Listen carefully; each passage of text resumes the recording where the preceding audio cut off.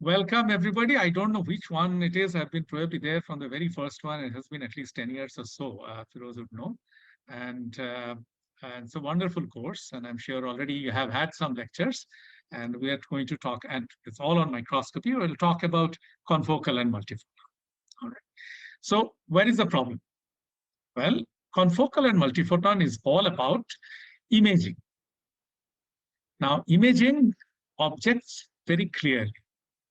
That usually comes with two problems when you try to image something, as I'm trying to show in a photograph that I took, I think, 2 years ago when I was giving the lecture taken in Bangalore in the NCPS guest house. Something is behind something else. It is actually I think, my glasses, the stick that goes over your ear, obstructing the keychain. So the and you can't read it because it's blurred because of an object in the front. So there is the object itself here, the whole, the keychain, which has the Champaka written on it and room number 107, has a blur. It's blurred by something in front of it. There is another problem that happens is you have blur in your vision. Okay? If all of those like me who are wearing glasses, take it off and you know right away what I'm talking about. It's blur in your vision. And you'd think, okay, great, blur on my vision can be easily corrected because I can just put on my glasses. And blur in the object is tougher because, especially if it's a biological object like a cell, I cannot just go out and remove my glasses from there and hope that it will be unblurred. The reality is quite the opposite. The blur in the object actually can be removed with what is called optical sectioning. That's what I'm going to tell you about. The actual objects are not blurred. You have figured it out by now. The object in the front is a very well-defined object, my glasses. Object behind it is also very well-defined object. It's just the way I'm looking at it, that viewpoint somehow is blurring. Actually, the blur in the vision, or in this case, blur in microscopy, is not possible to remove. Physics disallows you from removing it. And this is where the question of resolution comes in. Okay. You will hear other people talk about, I'm sure, super resolution microscopy. So it goes a large extent in removing that blur, but it still is fundamentally limited by the physics. And theoretically, now you can go around the physics a little bit and try to get almost infinite resolution. In practice, it is nearly impossible. So it's the blur in the object that we'll talk about in confocal microscopy. Much of this lecture will happen on my iPad, and you should be able to follow it. I'm not a great person when it comes to drawing, so you'll have to tell me what you understand, what you don't, but let's see how well. This is the first time I'm also doing the Bangalore microscopy course online, so we'll see how it goes. Okay, so where does the blur in the object comes from, and how does confocal solve it? So blur in the object comes from, this is now imagine a cell, and you have an object that is of interest, that's given by the red dot, but you have many other objects not of your interest. Those are given by the blue dots, but they're in front of that object. So when you try to look through a microscope, they are blurred by that. This is what the problem. So if that red object also didn't have a color, this may be a protein that you're interested in, but it didn't have any color. And there are lots of other objects in the cell which don't have color. This is an impossible situation because you don't know what you're going to look at. This is the problem already solved by fluorescence microscopy. Fluorescence microscopy is like a paint. It can go and put some paint. Here it's red, but it could have my paint, biological paint is GFP, typically, or family of fluorescent proteins. Sometimes it's organic dye molecules attached in clever ways. But I go and paint the molecule of my interest, and even in fluorescence microscope, which I think you have done already in some part, you'll be able to see it. Because you still can see the thing as I look through the sample, and it is standing out by being painted in a different color from the rest. And how do I pick up the colors? Well, you have to excite the color right, maybe GFP, then you put 488. You have to have a filter which lets out, screens out all the other colors possibly there in the system, and you finally will see. But what if the blur is higher? There are too many things. You're looking through a thick object, too many things in the front. You don't have, sorry, you hardly can see it. Okay? The object is still there, it still has the same color, and but you still can hardly see it. And the problem would be even more tricky if all these blue colored objects were red colored objects. They're all actually all your molecules of interest. They're all labeled with the GFP of your color, but they're in different places. They're in the front or sometimes in the back. They are all emitting light and making the whole image blurry. How do I go about such that I can look at only that molecule at one time, then another molecule, so that they are separated out? There is a trick that fluorescence, confocal fluorescence microscopy solves. Okay, so this is what I will tell you about. And these 7 things, you better walk away from this lecture knowing at least something about. Otherwise, I'll be really sad and you would be wasting your time. So first is how to think about imaging. Second is the confocal principle. Third is scanning, because all of you have handled a confocal microscope. If you are here in Bangalore, I'm also not in Bangalore, I'm in Bombay, then you would be handling those microscopes, and here you're just listening. But I presume most of you have had a chance to work with a confocal microscope. You know it scans. And what, other than scanning, what is there in the rest of the LSCM, laser scanning confocal microscope? Then there are things, what are the things that you control? That's what you need to learn. You can control resolution to a large extent, but not down to the single angstrom levels, as I already told you. Your vision is blurred, but you can improve it. Sensitivity, can I see a single molecule? And the answer is yes, you can. Speed, if things are changing very quickly, can I see them change? Scan area, together you can, how much you can look at. And specificity. I want to look at this molecule, let's say a lysozyme, okay, or a transporter of some kind, and not other. How do I do that? So these are the things you can control. You should know. This is a very practical course. You should know how to control all of these things so that you get the best possible image that you are proud to publish. And some of them are not possible to optimize together. So you should know what is the most important stuff for you. For example, sensitivity and speed cannot be optimized together. It comes from number of photons you can collect at a per unit time. But sometimes you're looking for speed and you know what you're giving up. So it's a sensitivity. Sometimes you're giving up going for sensitivity, then you know you have to give up speed. At least you should understand these things so that you know what you're doing. Okay. Then multiphoton I probably am not going to do. So there are other ways to scan. Spinning disk, which if and line scan, if I get time, I will get to it. Firoz says that if I get time, I should get. So let's come to the first thing, how to think about imaging, and then we'll get to the confocal lens. So why does a camera need a lens? That's the fundamental of imaging, right? You have a camera. Everybody has a camera these days because everybody has one of these things, okay? And everybody is taking multiple photographs throughout the day, and you know that you need a lens. At the back of it, there is some lens. Why do we need a lens? And here I'll actually start drawing on my iPad, and I will share my iPad. So I'll have to switch between sharing. I can go to new share.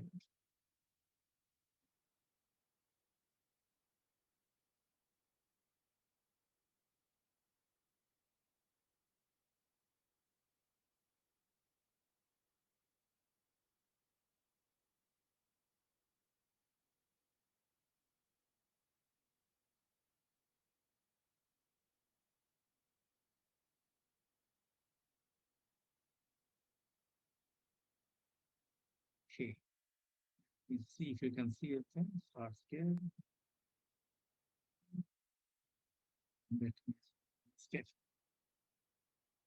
All right. Oh, I think I'll have to stop sharing here. Okay, fine. Okay, now you can see. Very good. So what is basically imaging? Imaging is nothing but if you have 2 points,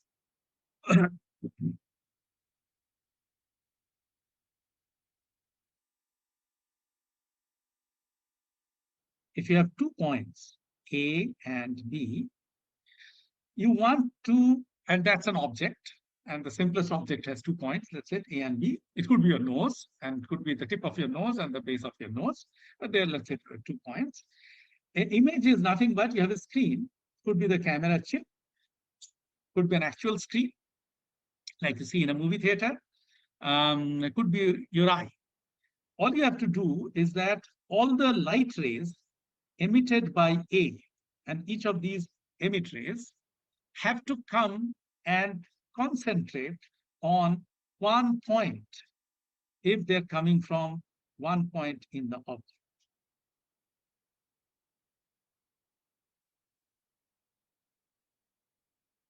Okay, so I call them A prime and B prime. All the rays that come out, I've drawn only two, but all rays that come out have to come to one point here that have come out from A, and all the rays that come out from B have to come down to one point, B prime. If I cannot keep A prime and B prime separate, I don't have a clear image. They overlap. Okay. Or if you don't have a lens, they go everywhere, right? So if I don't have a lens, this is what happens. A and B, each of them are putting out a large number of rays, optical rays, and all points of your screen are getting image light from A. So you have the whole screen filled up with A, similarly whole screen filled up with B, and you see nothing. That's why if you don't have a lens, you can't create an image. That's the first principle. All that a lens does is that all rays that fall on it from one point, it transfers, focuses onto another. This is called focusing, and this is a lens. I've drawn it like this because here's roughly what a lens looks like, a convex piece of glass. Okay, fair enough. Everybody knows why we need a lens for imaging. So we'll come to that. I will erase this and come to the next.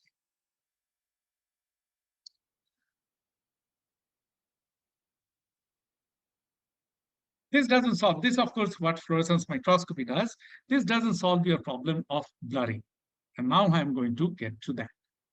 So there are two things we'll do, only two tricks. And those two tricks will tell you how to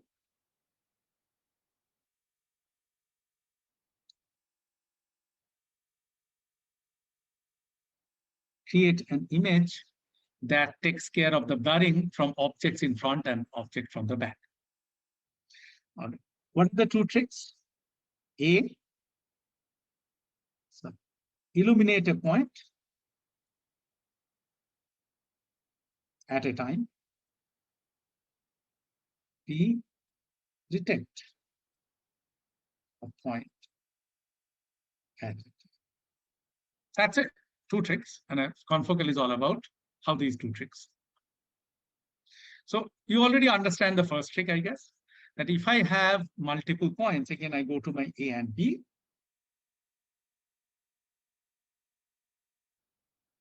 And if I do not put light, so these things are fluorescent objects. You have learned about fluorescence, I'm assuming that if light falls on them, they emit their own color, like a GLP does. If I don't let light fall on B and only my A gets illuminated, I have already taken care of B. B would not be able to send out light. B would not be able to blur anything.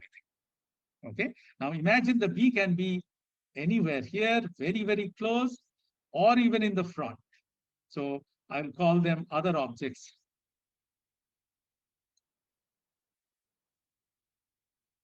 C and D.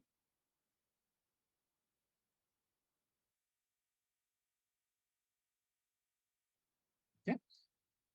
If they're B and C, they're in the plane, but they are separated, I can come in with a light that is focused. Okay, so for the time being, let's forget D. Let's come in with light that is focusing on A.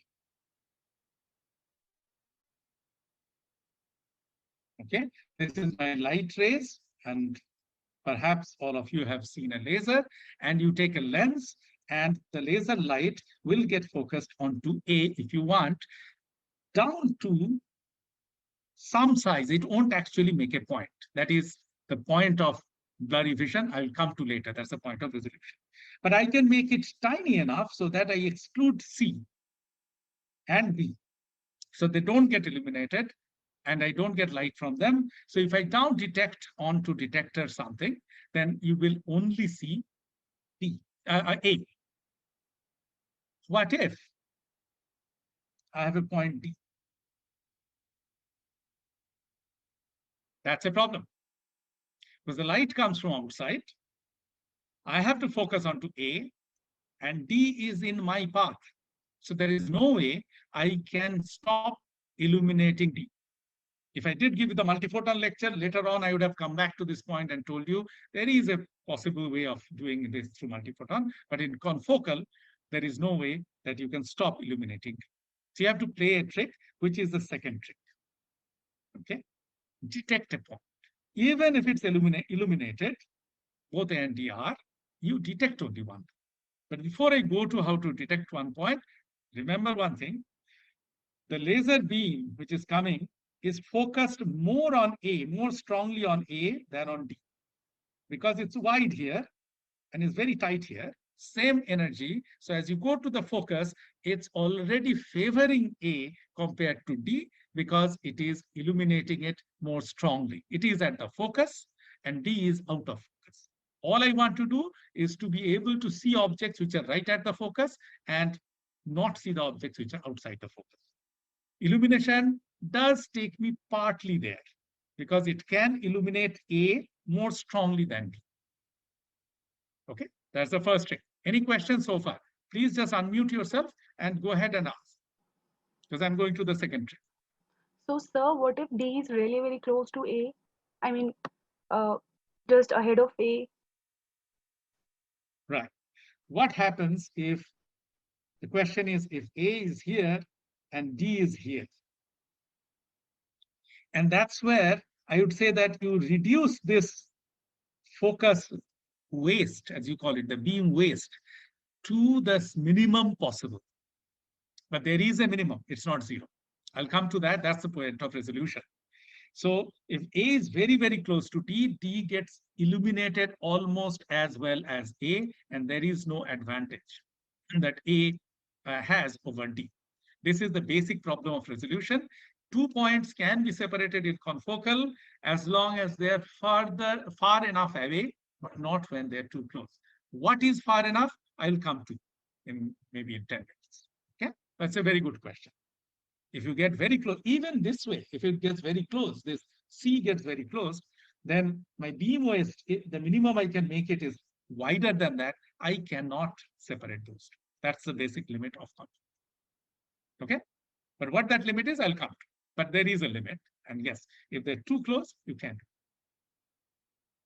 All right. So let me go to the next point, which is I will like to detect a point, light coming from A, the fluorescent light, and light coming from D. They're the same color, they're the same objects, say GAP, EGAP, but I like to block one and detect another. How do I do? Stick with me, I will come. Okay.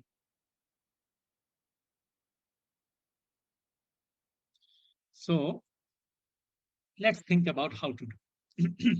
Let's now just think about A, and I'll draw it in a different color, though they actually are the same color, A and D. Okay, and I'm forgetting about the laser illumination part. Already A gets illuminated a little better, but I'm now focusing on the detection part. How can I, give preference for the fluorescence rays coming out from A over D? The idea is very simple. Again, you need a lens. Okay, and you have a focal plane You remember, every imaging thing needs a plane. It could be a CCD camera or whatever. And there is this, what I'll call an image plane. And you want to focus light onto it. We play a trick. We actually make a little hole in the image plane and put a detector behind it. Okay, so let me make that little hole. That little hole is, say, here. Okay, that's so-called pinhole. So I'm calling it a pinhole. Should have used a different color, but let's. Okay. Or so, and there is a detector, as I said, behind. We call it a detector. Whatever light comes to the pinhole, the detector detects and faithfully reports to me. Just an intensity that I'm measuring 100 units, 50 units. Now what happens? There are two objects. Let me draw those. Okay, I'll draw one with A. Okay, and I focus this light. Actually, I can use a single lens to focus it, but here I will use two lenses for reasons I'll tell you later. This is typically called the objective lens, but effectively this can be treated as a single lens as optical rays are concerned. It's just that two lenses do the job. The first lens actually just collimates it. Collimates means make it parallel. The second lens actually focuses it onto the pin. Exactly onto the pin. Okay, so here is A prime. Remember what he drew in the front, the first slide, which is for any imaging, you have to have all rays coming from A going through a single lens or a lens system should focus to another point, which is A prime. That's the basics of imaging. In that A prime, I have put a pin. Now, what happens if I treat rays from D? Actually, let me put a different color to D.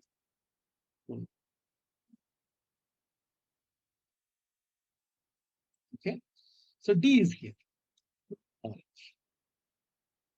So rays from D are going out like that. But you see, the lens has a certain focal length, right? I will call that distance from the center of the lens to my object A, object of interest, some distance F. Any school book will tell you if the object is emitting at F, it will make parallel light, which it has made, parallel light. But if an object is closer than that, the lens doesn't have enough power to make it parallel. It will still go divergent because it's too close. It cannot make it parallel. And this lens tries to make it parallel, but obviously that thing focuses somewhere beyond, right? And I have a solid object here, a screen, which has a little hole. This object is absolutely solid, doesn't let any light through except through that little hole, okay? Except through this little hole here. So what happens? All the rays from A, and they're not just coming, so there are rays everywhere, right? So only some of the rays can go through the pinhole, okay? And other rays get obstructed by this screen. So what the detector, which is sitting behind the pinhole, sees only a fraction of the rays that the objective collects. It only sees a fraction. But for rays coming from A, as I said, all rays that go out of A, they all focus at A prime. They all go through the aperture, the pinhole, sorry. Okay? And that's the basic trick. So the question, how do I differentiate against D and prefer A? This is the answer. All I need to do is to put a single pinhole where A prime would form and block anything else. And my detector only sees things coming through that pinhole because on the other side of the screen, it's an opaque screen except for that pinhole. And yes, I cannot block all rays from D, but I pretty much block most of it, 99% of it, depending on where it is. And here, the person who asked the question first will already know the answer. If D is very close to A, then I'll still get a very small circle. So imagine all the rays that are falling from D, the orange rays on the screen, it will be a wide circle. While all the rays, the purple rays from A, it will be a very small spot. The small spot, I'll have the aperture which has a certain size, will be let in. But this large circle that this D makes, the whole thing, if I look at it, the D is illuminating this whole thing. So if there are 100 photons coming out of D, 99 photons are blocked by this aperture. Only one photon goes through, I mean, figuratively speaking, just as an example. While for A, all the 100 go through. I'll tell you later, it's not, the focusing is not so perfect. So maybe 99 go through, one doesn't. But there is a differential. Okay. All right. So now we have understood how I can create a difference through just a pinhole in detecting rays coming out of A, in blocking rays coming out of D. Nobody asked me what happened to B, but I ask you what happened to B. What about rays from B? They're on the same plane. So they will again focus very nicely on the screen, but at the wrong place. Because where is B prime? B prime would be somewhere here. Okay. All the rays from B, I'm sorry, my image is getting a little garbled, but all the rays from B will go focus into B prime. Wrong place. My aperture is not there. So focuses tightly, but on the wrong place on the aperture, on the screen, not where the aperture is. And rays from D focuses with the pinhole. Sorry, I'm calling aperture, pinhole, aperture, same thing. Focuses on the pinhole, centered on the pinhole, but is very wide. So both guys lose their ability to send many photons through to the detector. Okay. So I already told you about two advantages. What was the first advantage? So the first advantage was illuminate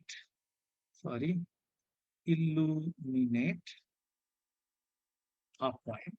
I can't exactly because I'm also illuminating D, but preferential.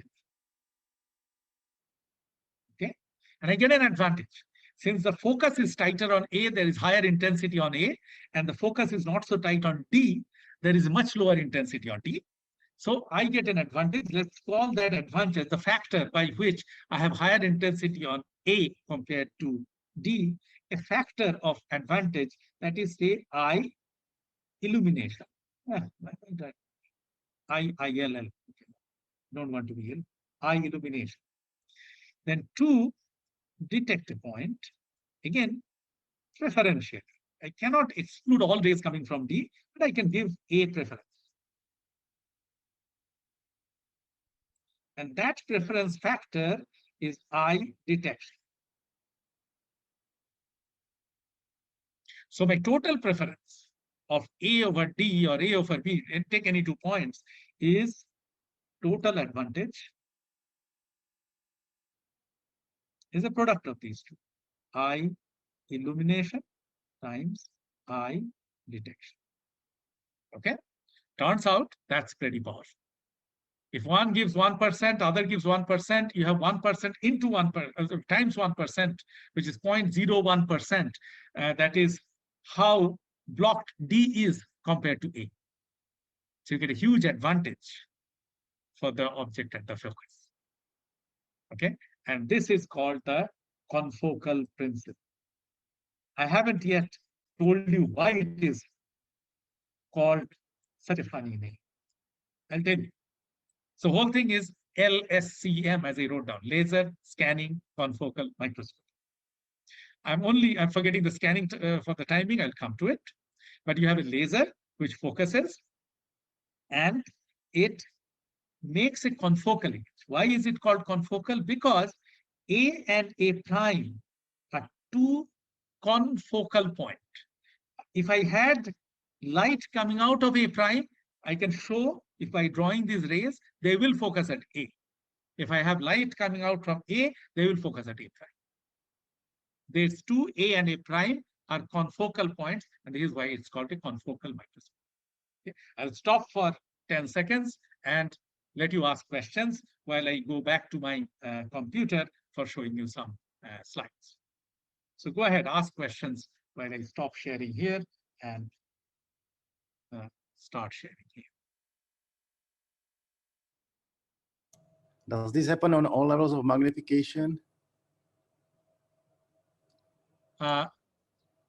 This happens, sorry, you say that again?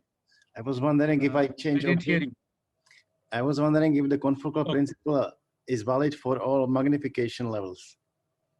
Okay, so that's a very good question again. I will tell you about the short answer I'll give. Yes. Okay. The long answer is a little more complicated. It is really not magnification that of the objective that matters in confocal. It's called something called the numerical aperture of the lens. All objectives, if you look at the objective, and somebody will tell you about it, I'm sure, you'll hold up an objective in front of you and show that there are some numbers. Something called the numerical aperture, that actually is what ultimately determines how good your confocal imaging is. For reasons I'll tell you. Okay? All right. So the short answer is yes, and long answer is don't worry about magnification written on the objective. You'll have some magnifications that comes with scanning, etc. Okay. I have a couple of questions that I'm leaving it to you to think about. That yes, what I told you, the focusing some light on the nose helps. There is a fly in front of the nose, and I'm trying to look at your nose and not on the fly. Yes, if I can focus preferentially on the nose, that helps. But also, if my nose is of a certain color that let's say brown or something, whatever, and you have a quote unquote brown light, whatever it is. Let's say my nose, I'm the clown, so I have a red colored nose, and I put some red colored light, then you'll see it better. If the fly is some other color, you would not be able to see it. Okay. Of course, you're talking about fluorescence microscopy. You know I'm talking about if two objects have different spectral characteristics, they are absorbed at different places, it helps to put the right color. The last fifth question, I am going to leave it to you. If I get time, I'll ask at the end. How many megapixels I'm using? But everybody who has a mobile talks about, oh, I have so many megapixels, I have that many megapixels. And here, the answer is very funny because you're using a confocal microscope, which is 100 times more expensive, at least, than the most expensive mobile you can use. But you'll be surprised at the answer. But I'll have to let you think about it. So the next question is, how do I image the next point? All I have told you is about how to image one point. You'd say, who cares? I don't want to get one point in the cell. I want to get the whole image. And you told me just now how to just look at A. Everything else you're blocking. So I get to just get 1 point, and that's not useful to me. So this is where the scanning part comes in. Okay. So if you follow my pointer, all I have told you about is laser light coming in, exciting the sample through an objective lens. Okay, for the time being, ignore this. Imagine this is in the straight line here. I'll come to the scanning. So the laser light comes in, focuses onto the sample. This is where my A sits. This is where my D sits. And D is less illuminated, less well illuminated than A. But that's just A. I want to build up a whole object point by point. So remember the blur I drew? They're all GFPs, but I want to go to them one by one. Where I have gone to A, now I want to look at D also. I've looked at A, I know where A is. I don't want to keep looking at A for the rest of my life. So I want to look at D. How do I do? Or B or C, which are the same plane. The way you do it is you move your focus. So you were on A, imagine your B and your C are somewhere here. All you do is use a mirror which can be bent so that these rays can focus above this or below this. And one by one, I ask the computer to move my mirror, this is called scanning mirrors, to move the light to the next point, and to the next point, and to the next point. And very painfully, slowly, I go to all the points in one plane first. So if here is my pointer, I do just one plane. Okay. There are two questions that comes. You understood why the scanning mirrors are needed. Well, why are two of them needed? Because usually they are things that you move in about one axis. So up and down it can do, but how about sideways? In any plane you look at in the sample, if you think of a cut here, okay, take a plane, then that is going to be one XY plane. That is, it's a two-dimensional object. You need to move the beam all in X and all in Y. Then at least you have got one plane out of that object. So there are two mirrors. One moves like this and one moves like that. And the beam can move X, Y, whichever way you want. I want the Z also, right? The Z axis also, which is the depth. So I do one plane here and I want to do another plane. So it's not so convenient to go back and forth by stopping screen sharing, but I might go to it one more time just so that you understand it. But let me finish this picture. I'll come. So, okay. So two scanning mirrors can cover XY. It doesn't cover the Z axis, but it's pretty easy to cover. If I move my objective back and forth, if I move this here or to this side, this focus, if I move the objective to my left, to this side, this focus will come here. If I move my objective this way, the focus will go there. That's how the Z axis is done. We Indians call it Z, some others call it Z, whatever it is, but I'm talking about the depth axis here, this. Okay, so you do one XY plane by just moving the scanning mirrors. The third axis you do by moving the object. So you move the objective, go to another plane of focus, and you scan again the whole plane. Then you move the objective, then you scan again the whole plane. So this is the movement of the objective. If you go back to your confocal microscope, they will say, okay, you want a confocal stack. What is stack? That is, you have many planes that you define. You say, okay, from the cover slip, please go all the way 20 micron up, but every half a micron you stop and give me an XY image. So it is programmed to move the objective then in half a micron steps and go to all the places one by one, each case just giving you an XY image. So plane by plane, you have sliced the object, not physically, but optically sliced the object. Okay. But the million-dollar question right now is, if I move this point, what happens to my pinhole? Well, let's see what happens to our pinhole. Okay. You'd think first that if I move this point, it no longer will focus exactly right on the pinhole. Here is my pinhole, right? There's the detector I showed you. There's the screen, and this is the pinhole, where the pinhole is. There's the focusing lens, there's the objective lens, and I just introduced three more things. The scanning mirrors I just talked about, and there is something called a dichroic. Scanning mirrors are there just to move the things, and let me just forget the dichroic for the time being. Let me just see as the fluorescence rays go. If I move the objective, say back here, do I need to also move the pinhole back? What is the answer from the class? This is where I really miss giving an in-person class, because people will nod this way or nod this way. I'll know who has understood and who has not, and know how much time to spend. But I'll give you the answer here. The point is, you don't need to move a thing. Why? Because as the objective moves this way, its focus moves back this way. The fluorescence that goes back, collected from that point, is still parallel. If it's parallel, it goes through the focusing lens, it will focus at the same place. So by moving the objective, you don't move this focus. There's a new A, or let's call it D, but now the objective also is back. So now that D has that same focal length distance F from the objective. So the fluorescence coming out of the new object of interest, which is now D, will be parallel, and the parallel light will be focused right onto the pinhole, and my detector will see. Okay, for the Z-axis movement, you don't need to change the pinhole. What is the hardest to understand, and this is where, if you understand this, you have understood all of confocal. What is the hardest to understand in confocal is, if I am doing the XY, doesn't my pinhole need to dance also in XY just to be able to catch the rays? The answer is no. Why? If I bend this, look at this dotted line. If I bend this mirror, just think about one mirror, and these rays come in and they get bent and focus on my B, all the light that comes out of B will, on the way back, will still see the mirror bent and it will get straightened out.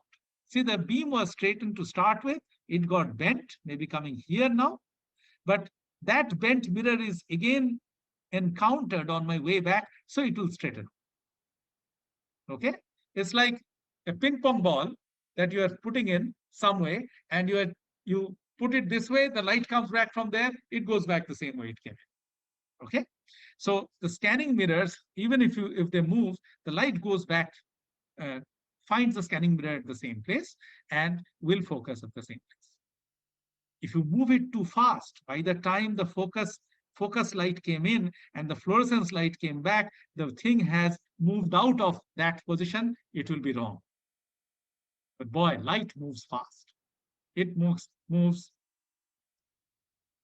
300 million meters per second, right? 3 into 10 to the power 8 meters per second.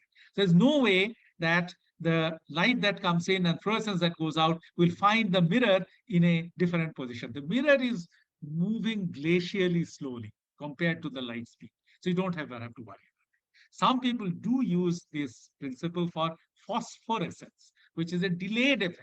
Then the light that comes out from a phosphorescent object may find this mirror in a different place and then won't focus on this pinhole. I won't go to it. Just remember, for fluorescence, you bend it, but the light on the way back gets bent back exactly the same way, so it finds the same thing. Okay, if I've understood till this much, I have already finished, I think, 45 minutes of my time, but you have understood much of what is confocal microscopy. Any questions so far? Unmute yourself and ask. I can see a few of you, not all of you, but just unmute yourself and ask. Would it be possible to put the detector and pinhole in the forward direction as well? Aha, very good question. Very good question. Again, the easy answer is no. We don't do it. In principle, it can be done. And in my lab, if you came, you would see it is done. But in a typical commercial pinhole, the answer is a complete no. Why? And that lets me explain why this filter is there. In the forward direction, you could put it because the fluorescence goes out everywhere. But you'll also have the excitation light, which is billion times stronger than your fluorescence, come in and get focused onto the pinhole also.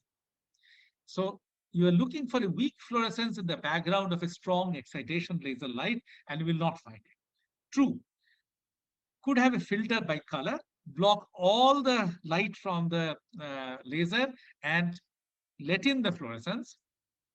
But even the best filter will be, let's say, 1,000,000 times efficient in blocking one light and letting the other. If the light is billion times more intense, it will still drown out the fluorescence. So that's why you don't do it.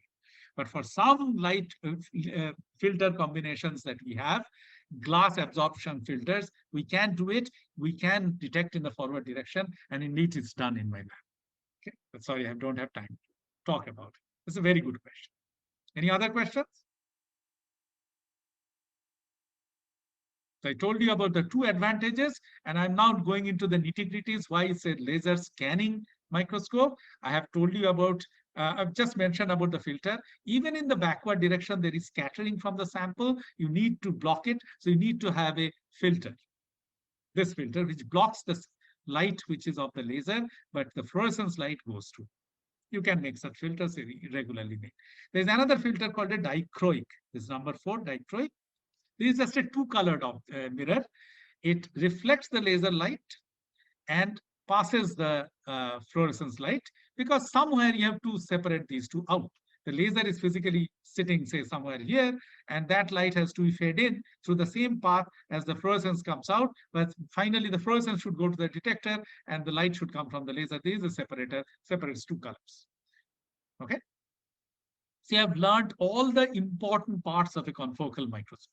Really, there is nothing much. You already know. If you have understood it, you already know pretty much more than all of your friends who are doing confocal microscope day in and day out, but haven't gone through a course like this. You understand the principles. So I will move forward then. Okay, if there are no other questions, and tell you quickly about the parameters. What do you get to control? The first and the most important thing you go to control is the objective. And somebody asked about the magnification. Yes, objective has a magnification, and you can see the objects bigger or smaller depending on the magnification. But I also said it actually doesn't matter in confocal microscope. What matters is this object called Na. And this brings me to the most important part of important parameter that you want to optimize in confocal microscope, which is the resolution. So let me come to that. So the objective is important in the resolution. If you have an objective that focuses light, let's take the big fat objective with a high numerical aperture. I'll tell you what numerical aperture is, what its definition is written here. That's not important. It's important to see it in your head what exactly it is. So it's a lens which actually focuses light tighter. It's a more powerful lens. Here is another lens that focuses light less tightly. Which one would be better for higher resolution in confocal? Put back your A and B and C and D. Says your A is here, your B is here, or C is here, B is here, and D is here. If you're using the lower numerical aperture, which makes a bigger spot, lower numerical aperture is the bigger, fatter spot, you would not be able to distinguish between A and B and C because they're all going to be illuminated. Okay? And not only they're all going to be illuminated, on the way back, the focus that they form on this pinhole will also be fatter. So they will all also get detected. So there is a problem of resolution that comes from the numerical aperture of the lens. What is the numerical aperture? The same thing. As I said, if you can focus it more tightly, there's a higher numerical aperture, but you need to have a number to talk about. We are scientists, we talk in numbers. So I've given a definition that you may like. N sine alpha. N is the refractive index. So set that aside. It's typically done in water. So N is 1.33, or actually the N could be of oil. It's the N of the refractive index of the medium. But sine alpha is the measure of tightness. See, this is alpha. And sine of alpha increases as the alpha is higher. So you take this alpha from the red one, the alpha is smaller. I haven't drawn it, but I could draw it. And if you see the half angle of focus is smaller if I had the red lens, and is tighter. So this is larger if I have a fatter lens, higher Na. So my Na would be higher if my alpha, again, sine alpha is given by this diameter by focal length, and higher focal length lens, longer focal length lens will have a lower Na and will make a less tight a focus. So it's the Na of the lens that makes the resolution. There is a formula for it, which I don't have time to derive a little bit. It can be derived with some first principles to some extent, but just see the formula. The minimum spot size you can make with a lens, and the smaller it's better because you are discriminating against the objects that you don't want, the B's and the C's and the D's when you're looking at A. It is 0.6 lambda over Na. This is the minimum spot size you make. Lambda is the wavelength of light that if you want to use 488, you're stuck with 488. You can't do much about. The Na is the numerical aperture. The bigger the numerical aperture, which means the larger this half angle, the bigger this number, the smaller is the spot size, the better is the resolution. Not only that, fluorescence gets emitted to all the directions and only a part gets collected. So if you're thinking about sensitivity, I'm better off collecting more of the fluorescence that comes out from an object here, and they're going off in all directions. But the closer I am, at least on one side, the more fluorescence I'm collecting from this. So the collection efficiency sort of goes as the solid angle here, which goes as square of the Na. So I increase my resolution by going to higher Na. I increase my collection efficiency going to higher Na. Another resolution of that A versus D, which is here, also increases, called the axial resolution. So this is the lateral resolution in XY plane, and this is the axial resolution. I haven't drawn the A and D here, but imagine D here and A here. The discrimination against D also goes as NA square. The higher the NA, the more the discrimination. I could draw a few, diagram and convince you with a couple of equations. I'm not going to do it. That the resolution here is higher. It goes as NA. The resolution here is already poorer for a given NA. The resolution best you can get is given by the principles physics of light. It's limited to this, and if you are using NA of 1.2, which is a very good lens for water, then 0.6 over 1.2 is half, and the lambda, let's say, is 500 nanometer. That's a nice blue-green color. Give or take your laser, let's say an argon laser would give you that color. Lambda is 500 nanometer. You are stuck with 500 by 2, that is 250 nanometer. That's the basic resolution you cannot exceed. So from this point, your super resolution lecture will take off. How you can exceed that by sort of going around nature.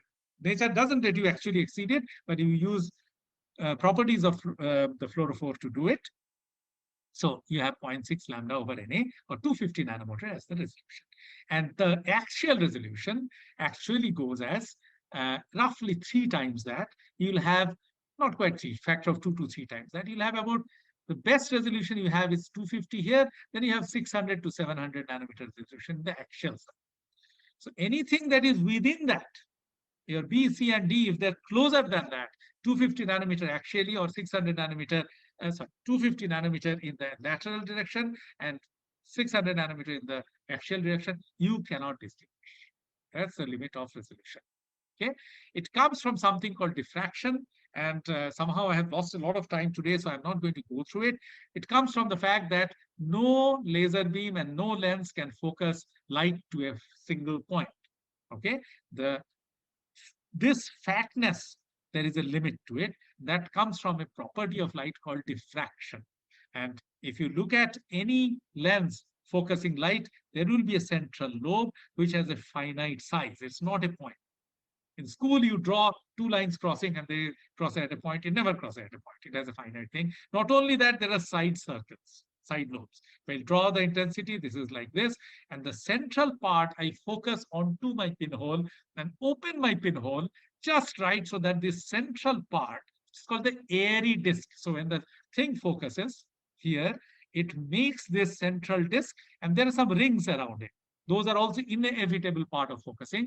I take the central disc and make sure my pinhole on the other side is open enough so that that light from the central disc comes in.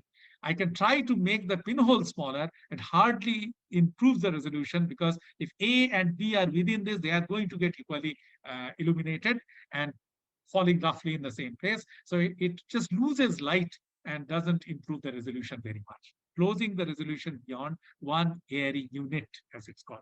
So in a practical, unfortunately, you can't do it this time. You will have the airy, so the confocal aperture, you can open and close it. If you increase it, you lose resolution. You can start getting in things from these rings. So you'll get more signal. But also if B sits here, you're now letting in light from B. So you don't want to open it beyond the minimum that is required to get most of it. There's like 84% of the light coming from A by the diffraction theory. And you want to take in at least that much, roughly.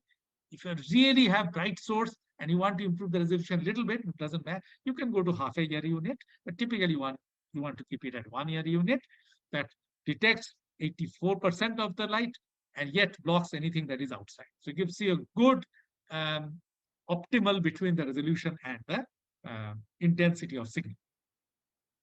So these things are those things that I'm talking about. Okay, but just remember, it focuses down to an airy disk. The airy disk has that size 0.6 lambda over NA, and your aperture should be equivalently open. Sometimes there is a magnification in the system, so your aperture is actually much larger, but it's an equivalent aperture size, equivalently open to 1 airy unit. That you can, so you are controlling the objective.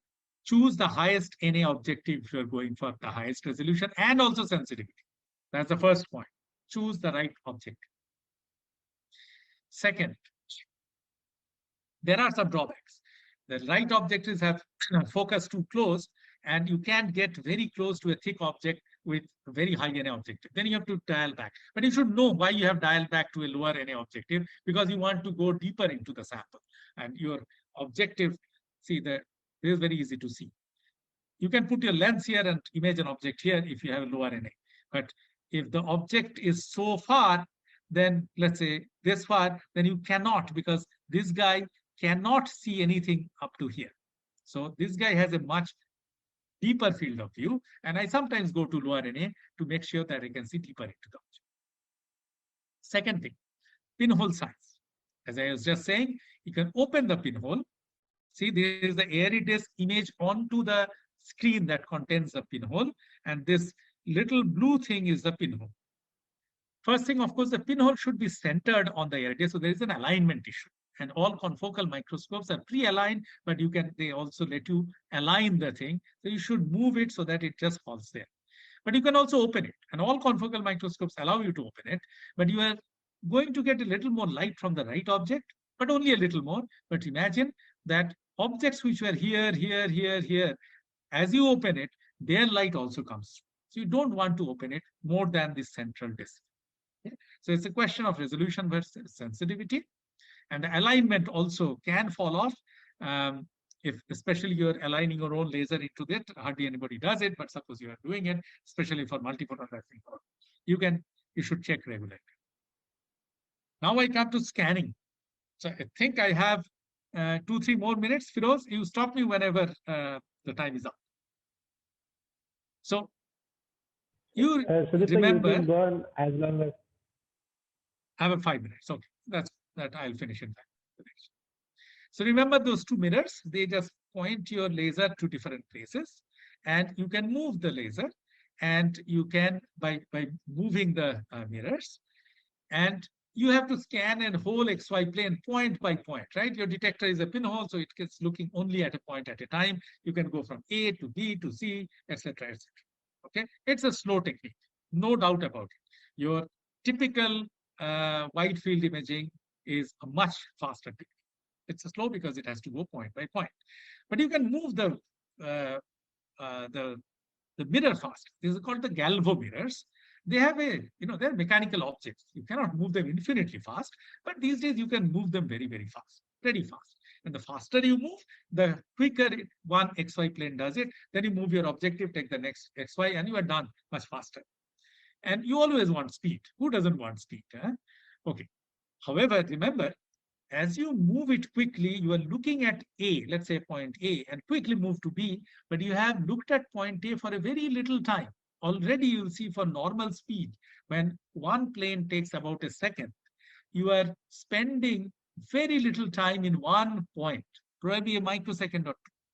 You need to have enough photons coming out of that point so that your signal is substantial. If you move too fast away, you have only a couple of photons and something called shot noise. That is a photon intensity. A point's intensity is, suppose it gives 10 photons per unit time. It will have an inbuilt noise, again built by the physics of it, of square root of 10. So square root of 10 is 3. So you have 30% noise if you're only collecting 10 photons from a point. If you stay longer, 10 times longer, you will be collecting 100 photons from it. Square root of 100 is 10. Now your noise has gone down to 10%, from 30% to 10%. So if you move fast, by moving fast and staying there only for 10 microseconds, you are increasing your noise. So if it's a bright object, lots of photons coming in per microsecond, yes, move as fast as your mirror allows. And there is a limit. The mirror, as I said, is a mechanical object. You can go about 10 kilohertz in one line, and then the other line, one line finishes in 10th of a millisecond, and you have 100 lines to cover or 1,000 lines to cover. The whole thing will take maybe 100 milliseconds. That's about as fast as you can go in confocal, 10 frames per second. But remember, you're going to lose out photons. So your image is not going to look as good. Okay. The other things are very quick. Wavelength.